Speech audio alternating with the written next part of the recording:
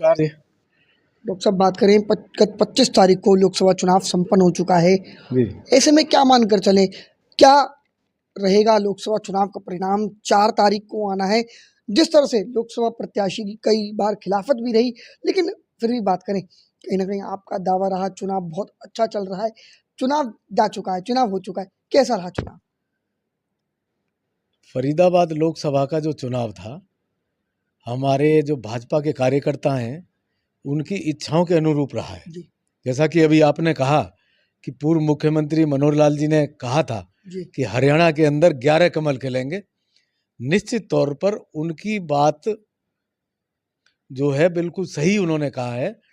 हरियाणा में 10 की 10 लोकसभा सीट और एक करनाल विधानसभा का जो उपचुनाव जिसमें माननीय मुख्यमंत्री नायब सैनी जी चुनाव लड़ रहे हैं, वो भी वहाँ पर निश्चित तौर पर जीतेंगे और 11 के 11 जगह पर कमल खिलेगा।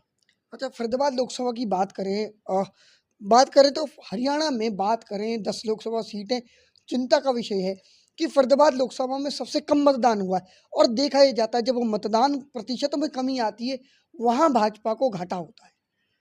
देखिए 60.7 के करीब यहाँ जी, मतदान हुआ है और पिछली बार जो मतदान था वो 62 के करीब था। जी, शायद ये कारण रहा हो कि अब की बार पिछली बार से ज़्यादा गर्मी थी, ये रहा हो। परंतु जो ग्रामीण क्षेत्र है उसमें मतदान काफ़ी बढ़िया मात्रा में हुआ है और पलवल विधानसभा में जिस तरीके से मतदान हुआ है, उस मतदान को देखते हुए निश्चित तौर पर भाजपा यहाँ से एक बहुत बड़ी बढ़त बनाकर इस संसदीय चुनाव में चलेगी। जो बढ़त भाजपा ने पिछली बार चुनाव में बनाई थी, जी। 80,000 के करीब वोटों से पलवल से यहाँ पर चौधरी कृष्णपाल गुर्जर जीत के गए थे। वो जो बढ़त है हमारी, मैं ये मानता हूँ कि उसमें कहीं ना कहीं कुछ ना कुछ बढ़ोतरी अवश्य होगी। अच्छा, आपने बात करी पलवल विधानसभा की, पलवल विधानसभा में बहुत अच्छा मतदान हुआ। वहीं बात करें तो हैरानी की बात ये है कि पलवल जिले में 3 विधानसभा सीट है। हथीन विधानसभा क्षेत्र जिसे कांग्रेस का गढ़ माना जाता रहा है, सबसे ज़्यादा मतदान हथीन विधानसभा क्षेत्र में हुआ है। क्या इस बार हथीन विधानसभा क्षेत्र में अन्य क्षेत्रों से ज़्यादा मतदान होना भाजपा के लिए खतरे की घंटी नहीं? मुस्लिम बाहुल्य क्षेत्र है, जो कि लगभग कांग्रेस के मतदाता माने जाते हैं।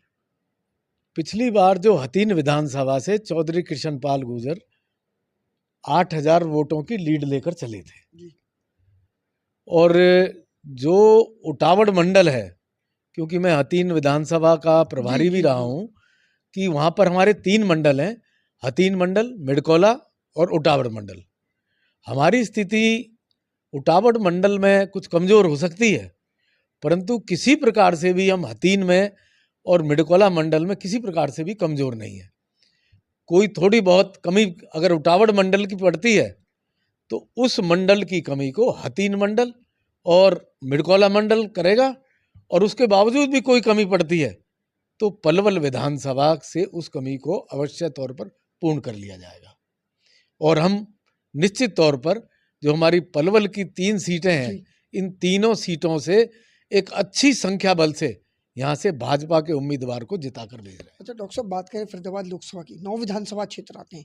पलवल जिले में 3 विधानसभा क्षेत्र आते हैं। पलवल जिले की बात तो आपने फरीदाबाद जिले में क्या मानते हैं? पृथला की बात करें, पृथला फरीदाबाद जिले में आता है। पृथला में मोहना गाँव में महापंचायत हुई भाजपा प्रत्याशी का बहुत अत्यधिक विरोध हुआ और कहा कि मोहना गाँव बहिष्कार करता है और बहुत अत्यधिक विरोध रहा पृथला विधानसभा में। पृथला विधानसभा कैसी रही? जहाँ तक आप मोहना की बात कर रहे हैं, मैं आपको बताना चाहता हूँ कि इस इलेक्शन के दौरान में हमारे देश के माननीय रक्षा मंत्री ठाकुर राजनाथ सिंह जी, सोडला गांव में आए थे, जहां उनकी जनसभा हुई जी थी। बिल्कुल। तो जिस दिन जनसभा की तैयारियों में हम लगे हुए थे, एक दिन पहले हमारे पास मोहना गांव के कुछ लोग आए थे जी, और उन्होंने इच्छा ये जाहिर की थी कि कल की जो जनसभा होने जा रही है, हम उसमें शामिल होना चाहते हैं। और मैं आपको ये बतला दूं कि चौधरी कृष्णपाल गुर्जर जी ने मंच से श्री राजनाथ जी के सामने ये कहा था कि मोहना का कट बन के रहेगा, बन के रहेगा, बन के रहेगा। और इतनी बड़ी बात मैं श्री राजनाथ सिंह के जी के सामने मंच से कह रहा हूँ। तो जो ये बात उन्होंने ये कही और पहले भी वो इस बात को कह चुके थे। बिल्कुल। तो मैं ये मानता हूँ कि मोहना की एक बहुत बड़ी संख्या बल, जिसमें वहाँ गांव की जो मौजूद सरदारी है, उन्होंने अपने राजनाथ जी की जनसभा में वो लोग शामिल हुए थे।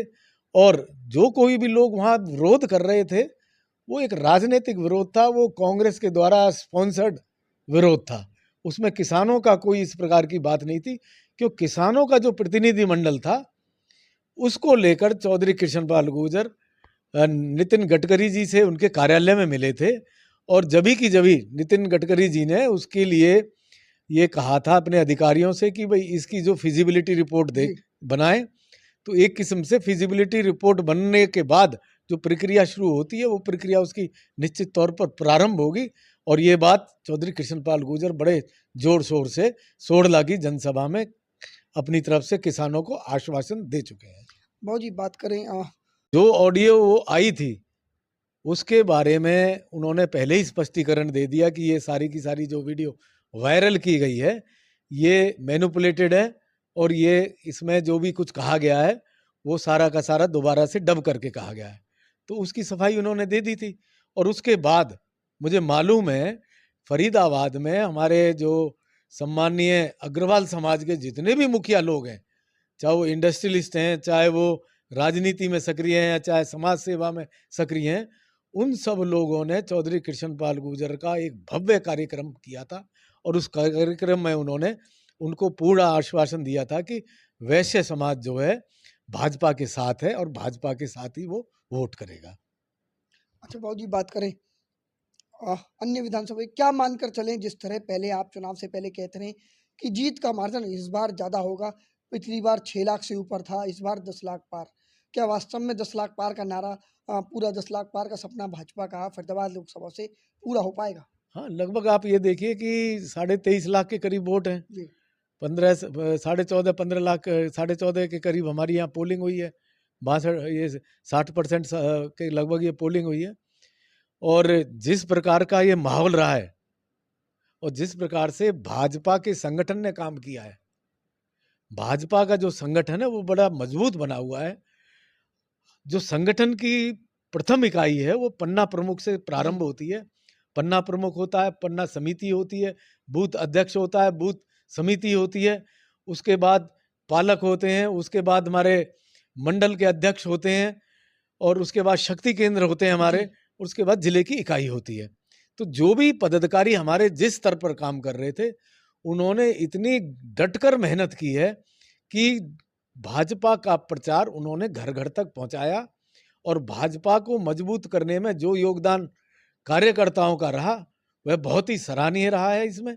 और जो राष्ट्रीय स्तर पर जो मोदी जी ने काम किए, जो अंतर्राष्ट्रीय जगत में भारत का डंका फिर से जो बजने लगा है, उसका भी एक बहुत बड़ा कारण रहा। और तीसरा, जो हरियाणा में भाजपा की सरकार ने जो यहाँ विकास के काम किए, खास तौर पर पलवल के लिए जो यहाँ काम हुए, वो अपने आप में एक बहुत बड़ी मिसाल रहे हैं। चाहे पलवल की जो कनेक्टिविटी है, इस समय मैं कह सकता हूँ कि सारे के सारे उत्तर भारत में ही नहीं, पूरे के पूरे भारत में कनेक्टिविटी पॉइंट ऑफ व्यू से पलवल आज एक सर्वश्रेष्ठ स्थान है। हम जीटी रोड पर ऑलरेडी पहले से थे। केएमपी केजीपी यहाँ से प्रारंभ हो गई, यहीं से हमारा अब जो है बल्लभगढ़ तक हमारी मेट्रो थी, अब मेट्रो पलवल तक की आने की बात हो गई है, उसकी डीपीआर तैयार हो गई है। उसी के बाद हमारा जो केएमपी के ऊपर ऑर्बिटल ट्रेन चलने की बात थी, उस पर भी हमारा काम शुरू हो गया है। और इसके साथ साथ जो जेवर एयरपोर्ट की कनेक्टिविटी थी, उसके लिए भी नई वहाँ पर सड़क बनाई जा रही है, जो खादर से होकर जा रही है। हम ये देखते हैं कि पलवल से अब कहीं भी जाना हो तो यहाँ से बड़ा सब रास्ता सुगम है। ये जो कारण रहे हैं, चाहे वो केंद्र सरकार के काम रहे, चाहे वो राज्य सरकार के रहे, और जो भाजपा संगठन के काम रहे, उन्होंने हमारी स्थिति को यहाँ पर मजबूत किया है। और जहाँ तक जो दूसरा प्रतिद्वंदी दल है, कांग्रेस है, अब उस कांग्रेस की संगठन की संरचना को आप देख लीजिए। 2014 फरवरी में जो उसके उस समय के तत्कालीन अध्यक्ष थे, उन्होंने जिले की इकाइयों को और जो ब्लॉक के अध्यक्ष थे, ब्लॉक की इकाइयों को भंग कर दिया था। और पूरे 10 साल और 3 महीने के करीब हो गए।